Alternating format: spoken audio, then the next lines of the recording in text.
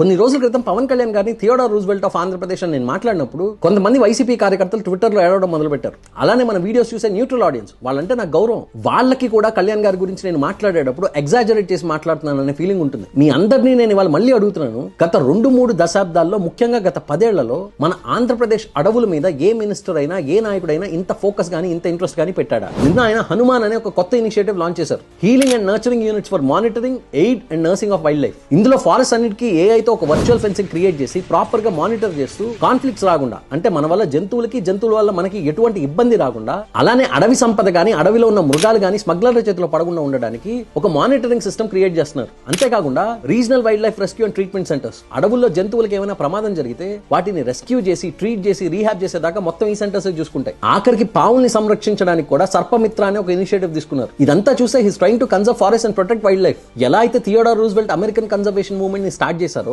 అలానే పవన్ కళ్యాణ్ గారు కూడా ఆంధ్రప్రదేశ్ కన్జర్వేషన్ మూవ్మెంట్ ని స్టార్ట్ చేస్తున్నారు అనే ఉద్దేశంతో ఆయనతో కంపేర్ చేశాను నేను. కుంకి ఏనుగుల్ని తీసుకొచ్చి హ్యూమన్ వైల్డ్ లైఫ్ కాన్ఫ్లిక్ట్స్ ని రిజాల్వ్ చేసేసామని చేతులు దులిపేసుకోవట్లేదు. ఇంకేం చేయొచ్చు, నెక్స్ట్ స్టెప్ ఏంటి అని ఆలోచిస్తున్నారు. అంటే he's trying to build a proper ecosystem. మొన్న రెడ్ శాండర్స్ అంటే ఎర్రచందనం గోడౌన్స్ విజిట్ చేసి అక్కడ పరిస్థితులు చూసి ఒక ప్రెస్ మీట్ పెట్టి స్మగ్లింగ్ లో ఇన్వాల్వ్ అయ్యే కింగ్ పిన్స్ నుంచి కింద ఉన్న వాళ్ళ దాకా అందరికీ వార్నింగ్ ఇచ్చారు. ఎందుకంటే కింగ్ పిన్స్ గురించి కూడా కాదు, ఏం చేయాలో తెలియక కేవలం డబ్బు కోసం ఈ స్మగ్లింగ్ లో ఇన్వాల్వ్ అయ్యే కూలీలు వాళ్ళు ముందు బలైపోతారు పోలీస్ ఆపరేషన్స్ కి. వాళ్ళని ఉద్దేశించి వాళ్ళని ఆపమని ముందు వార్నింగ్ ఇచ్చారు. ఆయన ఇంత ప్రోగ్రెసివ్ గా ముందుకు వెళ్తుంటే ఇంకా కత్తులు కటార్ల కాలంలో ఆగిపోయిన YSRCP social media wing Pavan Kalyan గారు ప్రెస్ మీట్ పెట్టట్లేదని ఏడుస్తున్నారు. ఇవి ప్రెస్ మీట్స్ కావా? వీళ్ళ దృష్టిలో తెల్ల బ్యాక్గ్రౌండ్ వేసుకుని చేతులు కట్టుకుని రప్ప నరుకుతామని 2 సినిమా డైలాగులు చెప్పి రికార్డ్ చేసి బయటకు వదిలితే అవే ప్రెస్ మీట్లు. లైవ్ ప్రెస్ మీట్లు కాదు వీళ్ళకి. అలానే నాయకుల్ని కూడా కలవట్లేదు అంటున్నారు. ఆయన వెళ్ళిన పని ఏంటి అంటే, వాళ్ళ హయాంలో పార్టీ నాయకుడు వచ్చినప్పుడు పార్టీ నాయకులతోనో లేదంటే క్యాడర్ తోనో లేదంటే ప్రో వైసీపీ బెనిఫిషరీస్ తోనో వీళ్ళతోనే మాట్లాడేవాడు. కానీ ఈయన కొత్తగా అధికారులతో మాట్లాడేసరికి వీళ్ళకి అర్థం కావట్లా. ఇవాళ మనం పాపికొండలు అలానే మధ్యప్రదేశ్ లో కనపడే ఇండియన్ గాడ్స్ అంటే అడవి దున్నలు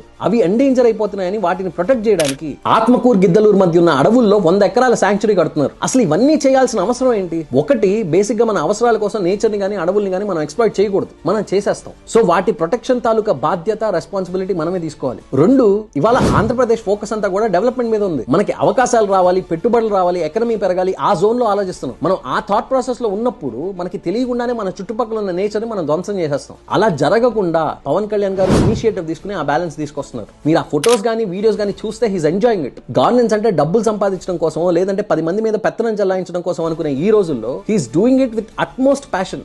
ఆర్డినరీగా చాలా తక్కువ మంది ఇలా ఉంటారు కాబట్టి ఆయన పని ఆయన చేస్తున్నారని చెప్పినా కూడా అది ఎగ్జాజరేషన్ లానే కనిపిస్తుంది. అండ్ అంత పాజిటివ్ ఎనర్జీతో ఆయన పని చేస్తున్నప్పుడు ఆయన గురించి మాట్లాడేటప్పుడు నేను కూడా అంతే పాజిటివ్ గా మాట్లాడతాను, అంతే.